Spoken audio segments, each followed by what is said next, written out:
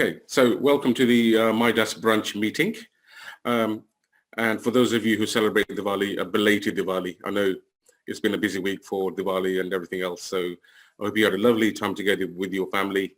And it's a very important time for Sikhs and Hindus this time of year.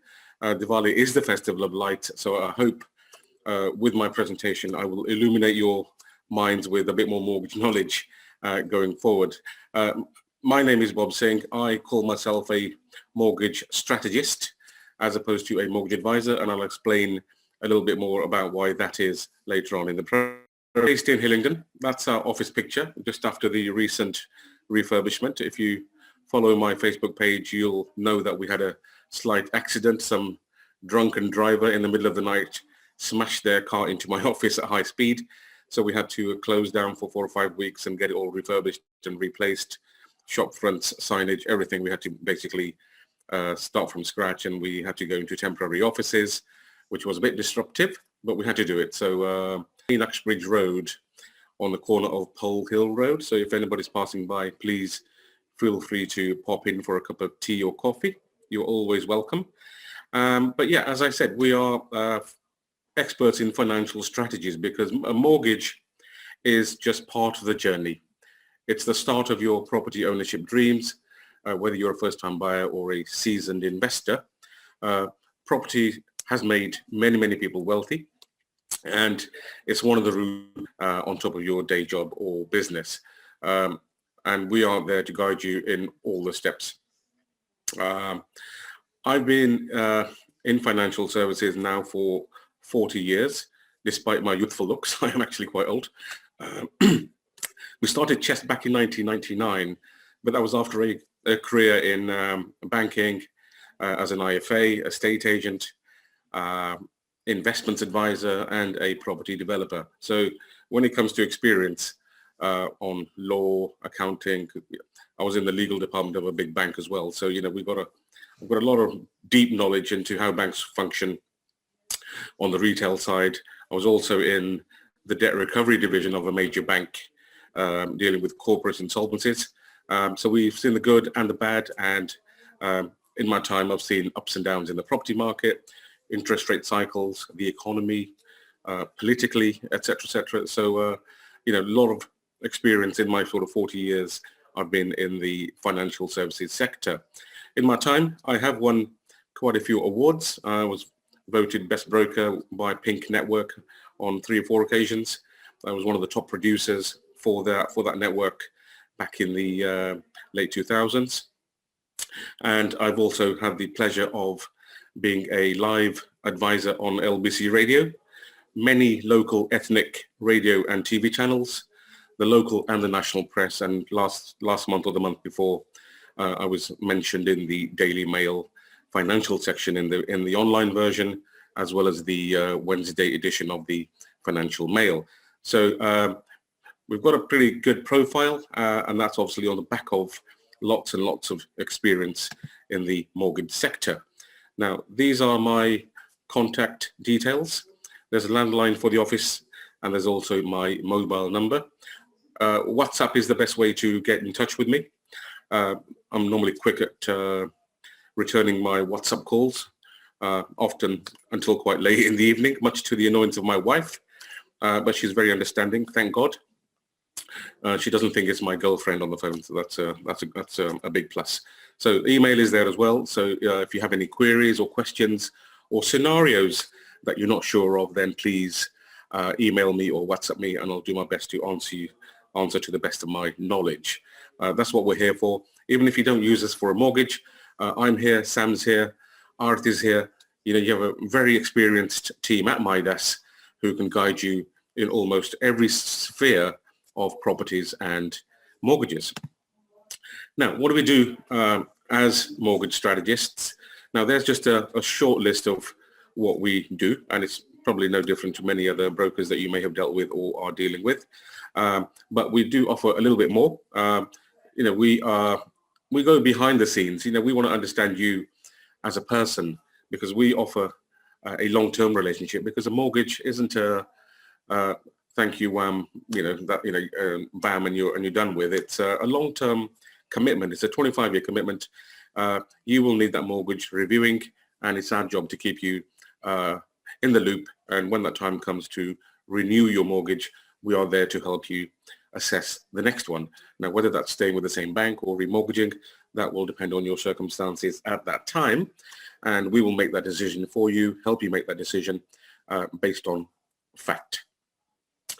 So we want to know you as a person, as a family, as a wider family, because obviously many of you will understand where I'm coming from when I say that, because different cultures have different ways of functioning.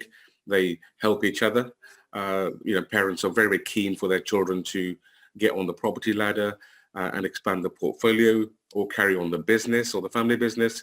And, we want to understand what your goals are, what your aims are, what your dreams are, so that we can be there for you and guide you the best way we can when it comes to a financial planning perspective.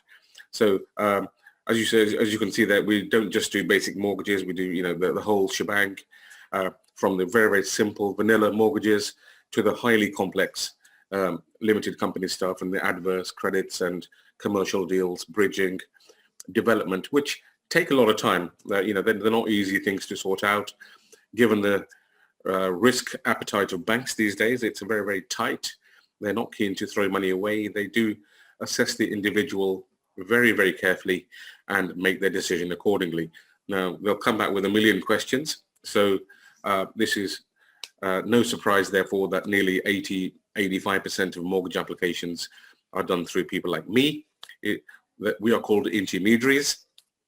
We represent you as our customer to get the best deal from all the banks in the marketplace, whether that's residential, buy-to-let, or bridging or development. Then we know where to place that particular deal. So if you just cast your eye on that list, if you're contemplating any purchase or remortgage, or just have a few questions that you may want to answering, then please give us a call. Please send us a WhatsApp or an email, and we will do our best to answer that for you.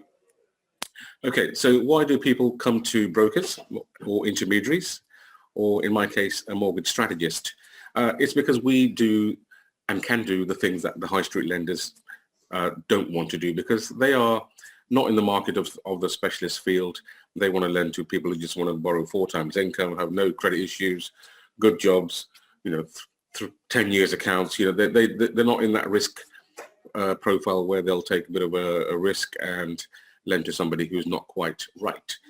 There's a massive market now for people with adverse credit histories, people who maybe were bankrupt at one stage, and clever things that the high street banks don't do. So we are in the marketplace. We know pretty much what all the banks do, because we have software to help us when it comes to sourcing their criteria.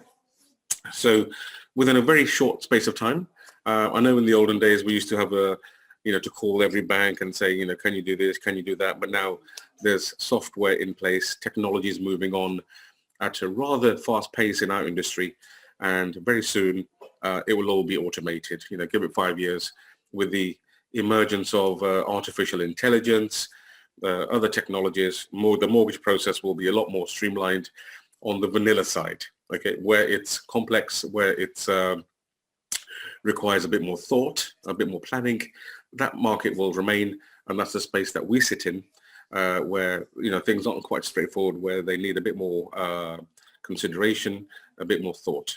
So that's why people come to us. So looking down that list, as you can see, we help a lot of classes of people who have adverse histories, unusual properties, people who have many sources of income, not just earned income or not just self-employment income. We can do applications with 4 people on there. Now, 4 people, most high street banks don't want to know, because they know that in a real life situation, 4 people never stay together in a property. One or 2 of them will one day want to leave and buy their own place. Then what happens to the remaining 2? So, the high street banks tend to stay away from that market, but we have banks that will allow 4 people. So if that gets you the property that you want, you may be buying with your children, 2 children, parents. If it gets you the house, then we do have lenders that will take up to 4 incomes. Lending to foreign nationals and buy-to-lets. and expatriates, is an area where the high street is not really interested. That's the domain for private banks and specialist banks to lend to that category of person. Other clever things like joint borrower, sole proprietor. This is where you get a person or two people on the deeds, and maybe more on the loan itself. By doing that, for example, a parent helping their child to buy a property. If the parent joins the child on the deeds, then you get a stamp duty issue because it becomes the parent's second property. So we can do a mortgage where, yes, the parent is on the mortgage, but is not on the deeds. So therefore, avoiding the 3% stamp duty surcharge. So a lot of parents do that when they buy their children a property, maybe to live out near the university or whatever. It's a good way to save a bit of stamp duty and not affecting the child. Multi-unit blocks, multi-unit freehold blocks. If you've got a block of flats, for example, and want to raise money on that, we have lenders that will lend on that. And obviously the biggest hot potato in the flat market is the EWS1 certificate. This is where flats of a certain height, 18 meters or above, which have cladding, now need a EWS1 certificate. Otherwise, the banks simply do not lend. So there's millions and millions of people stuck in flats which they either can't sell, where the service charges have been hiked to ridiculous levels to pay for the removal and replacement of the cladding to a safer version. So it's going to be carrying on for many, many years, I feel, because there aren't enough EWS1 surveyors in the country to go around every flat. But we have lenders that are a little bit more relaxed, given the latest movements on that front. If a report has been done and nothing serious has been identified, even though it might not have an EWS1 certificate, then we do have lenders that will consider lending on a flat of that nature. So all is not lost. You must talk to us, tell us what the problem is, and then we'll see whether there's a way around it. But we're doing a couple of deals now where cladding was an issue, and we're managing to get those deals through. And obviously, using latest year's income for affordability. No longer do you have to be providing 3 years accounts, and where the lenders used to average all three. We have banks that are now happy to lend on the latest year's figures only. So if you're showing a steady incline of profits, which is good for the business, they recognize that, why take a figure of 3 years ago and penalize the guy who's now doing pretty well. So, we have lenders that will take the latest year's figures no matter how big the increase. So if you suddenly go from 30,000 to 60,000, it no longer raises eyebrows with some lenders. Obviously, some lenders don't like it. They think the income is unsustainable. And we'll talk a bit more about that on the self-employed page, or when we come to that part of the show. Okay. And obviously portfolio schemes. A lot of you guys are portfolios landlords. A portfolio landlord is somebody who has more than 3 buy-to-let properties in addition to their own residential. So as soon as you cross 3, you are classed as a portfolio landlord. And what that means is basically the lender wants to know that all the portfolio is performing well. So they do ask a bit more questions on that sort of application. They will want to know lending on everything, the rents on everything. They want to see the rents coming into the bank statements. We get a lot of cases where in family scenarios, the children who may own the asset give the rent to their parents, for example. That's not the way it should be done. It needs to come into your bank account first, and then it can go out, because the banks want to see that you're actually showing that money in the bank account, and then obviously declaring it in your tax returns. So let's do everything by the book, because lenders are not very forgiving at the moment. So they want to see everything done properly. So yeah, we do what the banks don't do. And this is why having somebody who's a specialist is a good idea, because they can guide you through the marketplace and help you place your deals. Okay, so I think I've somehow pressed something here. Just go back.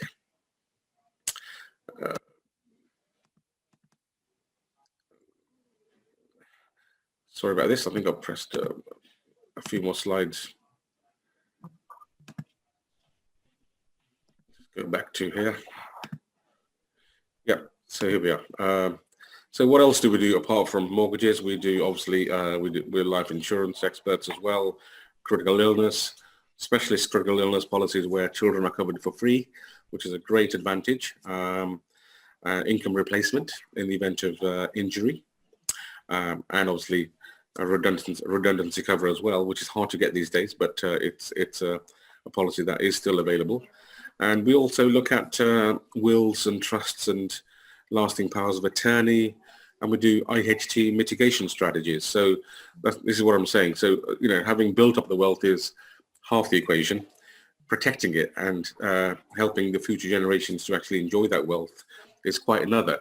So, whilst you're doing great on the property side, why not then go the extra mile and make sure you're protecting the wealth as well? And that's where we come in as well, because having done the mortgage, it's our duty and responsibility to make sure, firstly, all your loans and debts are covered in case the worst happens. And we live in very uncertain times, as we all know. Anything can happen. And it's good to be protected. It's good to protect your loved ones, protect the estate, and make sure that what you're working for, how many of us work for ourselves? In many cultures, we like to see and prepare and set up the next generation, don't we? Every parent wants to do something for their children so that they maybe don't have to work as hard as what we had to do and what our parents and forefathers had to do on arriving in this country. So it's always a good idea then to look at the other aspects of your financial planning and make sure all the boxes are ticked, so that should the worst happen, your hard-earned money doesn't go to the taxman, and using trusts, etc. It's kept in the family, and you're building your intergenerational wealth. So it's very, very important that you also look into this as well. So today we are going to talk about how I feel the lending landscape is going to be next year.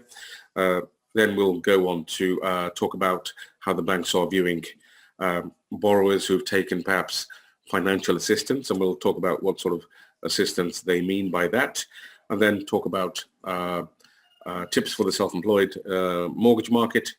And then the last topic for today will be the family investment SPVs, which are taking on a great prominence, but it's important to understand what they are, how they function, the pros and cons of doing that as well. So we'll discuss that next. Okay, so what's going to happen next year? I still think it's going to be a fairly busy market next year. Yes, there are doomsters amongst us who think the market will crash, etc., but I just don't think the dynamics are there. Yes, a lot of people may lose their jobs, but that I think has already been factored into the market. I think that's a given. And the biggest news this week, which was good, was the vaccines. 2 or 3 manufacturers have now come up with a vaccine. That is a massive boost for the market, a vote of confidence, because as soon as everybody's vaccinated, then life should return to normal, and all those job losses that we had should come back. So I think whilst we might have a bit of a slowdown, I don't think it's going to crash. I think that's not going to happen. Interest rates are pretty low still. Base rate is 0.1. Could it go negative? Possibly. And obviously, we know what happens when that happens, because it's bad news basically, because banks have to pay you to keep their money. It's a different set of rules altogether, different set of dynamics when rates go negative. So, but it could happen in this country as well, like they did in Japan. So we are 0.1 base rate at the moment, and if you're old as me, you will remember base rates being 14-15% and paying 18% on your commercial finance. How bad was that? But now commercial finance is what, 4% thereabouts. So what a world of difference time makes. We've been through that, and I don't think the economy is strong enough to withstand any significant rate increase. Inflation is 0.7%, still well below the Bank of England's target of 2%. But I think next year inflation will edge up slightly as well. The market is busy, has been for quite a few months now since the stamp duty initiative was announced by Rishi Sunak. That ends obviously on the 31st of March. A lot of calls, a lot of loud noises coming from the conveyancing industry saying, please give us more time because they are inundated. Banks are inundated. We're finding some lenders aren't even opening the post for 6 weeks and looking at the application, let alone, do the valuation. They are that far behind. So the mad rush of mortgage applications has caught them quite unprepared, and a lot of people are working from home. So you get, slight inefficiencies creeping in, and that's why there's a massive backlog, busy market, and some capacity issues at the banks. But I think prices will carry on rising long term, even though they might level off temporarily after the stamp duty period ends. Right now, the government hasn't said whether they will announce an increase in time for that, or whether they give us another 3 months, or whether they make it exchange by 31st of March next year rather than completion. That remains to be seen, but I personally don't think they'll be extending that because they've poured enough money into this already, and given that they are now seeking to claw it back, I don't think they'll go beyond the 31st of March deadline, because coincidentally, that's when the furlough scheme ends as well. The furlough scheme ends in March. So I think the two schemes will pretty much end together, and we'll have to move on into the year and see how it goes. The good news is 95% mortgages, I think, will come back, which is music to the ears of first-time buyers, because they've been struggling all this year with having to find 15%. Even 90% was elusive. Lenders were coming into the market and then going out of the market at 90%, but now they're beginning to come back. Banks have learnt from this pandemic. They've educated themselves on how the economy works in a pandemic. They've realized which sectors get affected, and they are being a bit more reasonable now. And I think more and more banks will come in at the 90% level, not least in a bid to meet their end of year targets, because we're still middle of November. We've still got 4 or 5 weeks of the year left in terms of working and lending. So they want to meet those targets. So it could be some pretty good deals coming up towards the end of the year. So keep your eyes peeled for those rates. Excuse me. I think criteria will be relaxed slightly next year because of what I've just said. They have learned from their experiences this year, and let's look forward to that, because this year for people like me, it's been pretty tough because, irrational decisions were being made by underwriters, and, perfect clients were being declined mortgages, not what we're used to, but it did happen. We'll see the emergence of interest-only options. Yes, on buy-to-let you get interest-only, but it wasn't so available on residential mortgages. So this week, one more lender came on board and said, yes, they will consider lending on an interest-only basis, but for a select few. Most banks have minimum earnings levels for this. They want you to be earning £50,000 or £75,000, sometimes even £100,000 to avail a interest-only facility. But as with anything, there are exceptions. So if you have a good deposit, and some lenders don't really worry about your income, they're happy to let you have an interest-only facility, providing there's enough equity in the property so that should the worst happen, should you not prepare for that day when they want their money back, there's enough money for you to sell that property and maybe buy something else to house yourself. So some lenders do have minimum equity levels, and that could be regional, it could be national. So 250 is a sensible level these days for most lenders, because 250,000 will buy you a one-bed flat in London, or on the outskirts at least anyway, or a nice house in the Midlands or whatever. So and that is pretty much set at the national property price average, which is about 257. So most banks want that as equity, and then you can have your interest only and take your mortgage easily. Now, it's not good if that's not what you want to do. Interest only is there. Okay, it's a short-term measure to keep your payments low. Banks are merely introducing this so that if you did want to interest-only mortgage and keep your payments low for the next 4 or 5 years, that's fine. But that's fine when you're young, 35, 40, maybe up to say 50 even. But when you're in your 50s and 60s, it's not a good thing to do unless there's a means of paying that loan back at the end of the term. So it must be treated with great care when you take an interest-only mortgage. I know from my own experience that, many people took interest-only mortgages back in the early 2000s, mid-90s, and still haven't done anything about it. So they're going to have a rude awakening when that letter comes and saying, please can we have the money back? So, we then are there to help you, give you your options. If that's happening to you, we will tell you whether it's best to get a retirement interest-only mortgage or negotiate with another bank for a longer term interest-only mortgage. So, a lot of people are going to want that next year, I think. Negative rates are possible, which I've discussed before, and jobless and interest and inflation, I think, will rise as well, because and the furlough scheme has been extended until March next year, and we'll only really find out who's going to keep their jobs and who's going to lose them on the 1st of April. But yeah, and lenders, I think, will put up prices on their products. Even though base rate may not increase, they'll certainly want to make more money. They'll want to claw back some savings. They'll want to boost up their balance sheets, because this year many people have taken payment holidays. Money hasn't been flowing in as it used to. Their wallets are feeling a bit light, so they'll want to make a slightly higher profit in 2021. So I think margins will certainly increase. And if you follow the press, then you will have heard murmurs of tax increases. So I think that's going to come.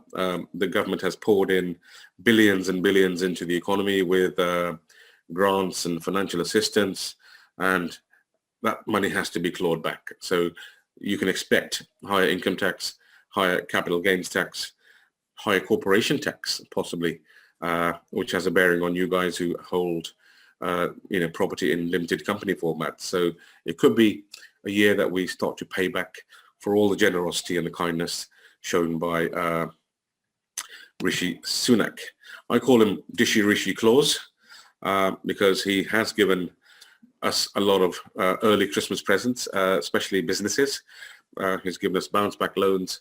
He's given us Sybils, which was the coronavirus business interruption loan scheme. He's given grants to people who operated from premises, 10,000 or 15,000, depending on your rateable value. He's given us self-employment income support grants, furlough payments to the employers who couldn't actually pay their staff and had to furlough them for a while. As we know, furlough scheme has been extended until next March. So, still a lot of money the government's going to pay out until it all comes to an end. And obviously, payment holidays were allowed on your mortgages. If you haven't taken the full 6 months, you can now take them. But if you've taken 6 months already, then you can't have any more. Any future payment holidays, unfortunately, will affect your credit file. They will be registered on Experian or Equifax or Credit Karma, whatever.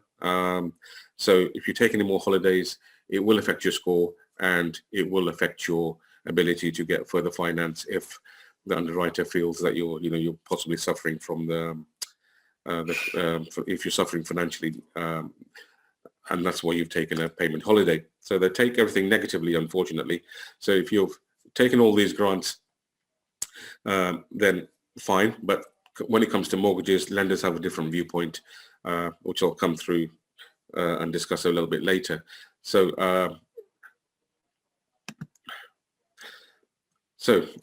how do the banks look at people then who have taken these incentives?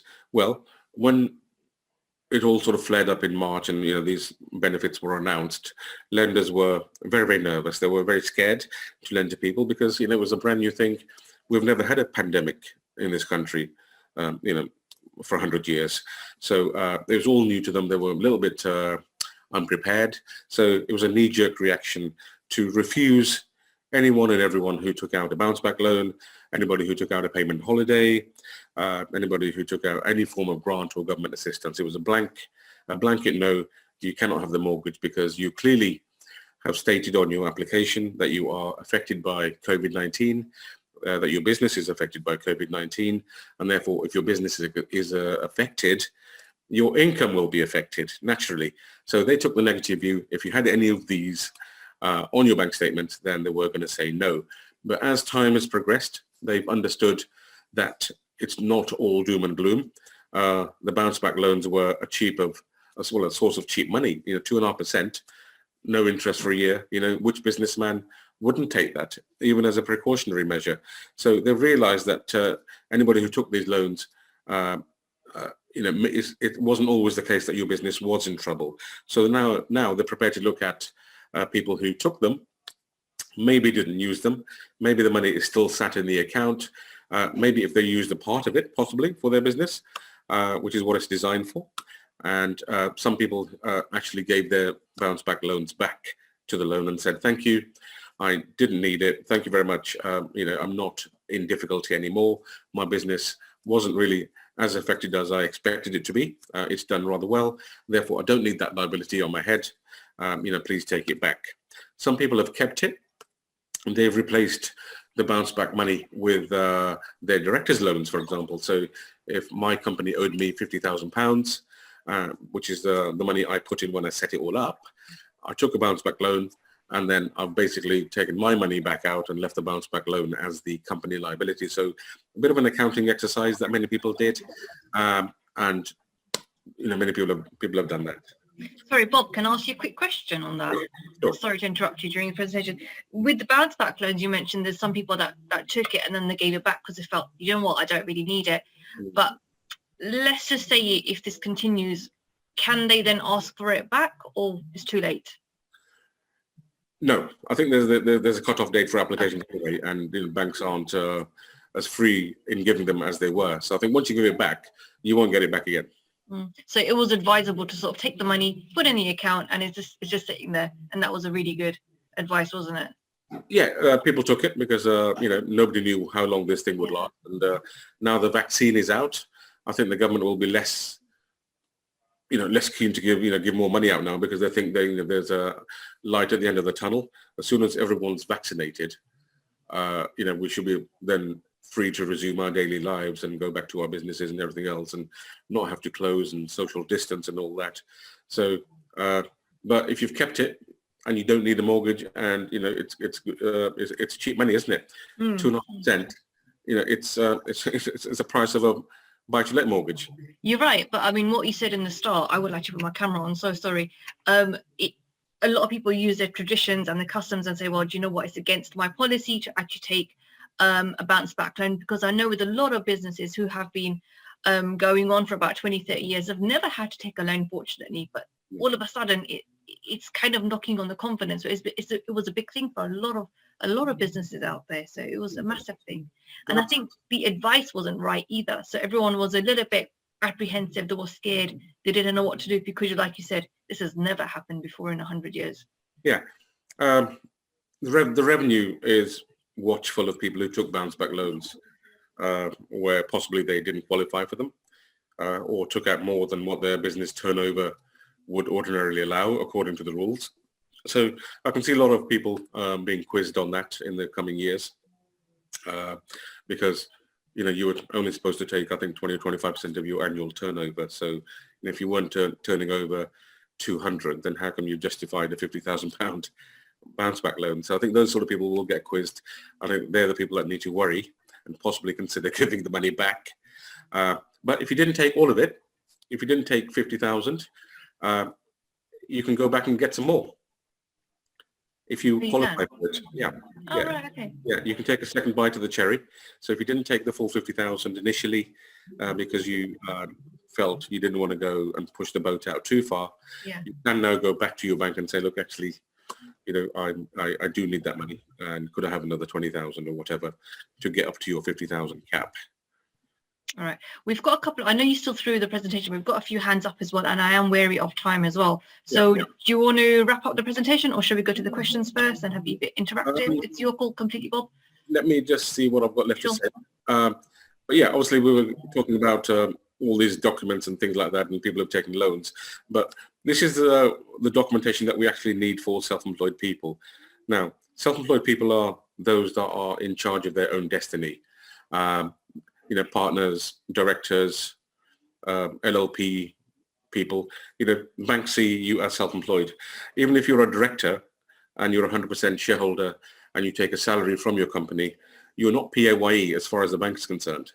Because you own 100% of your company, they deem you as self-employed. So, they look at you as a high-risk customer because your business may not survive the pandemic or may be affected. So they look at you a bit more closely.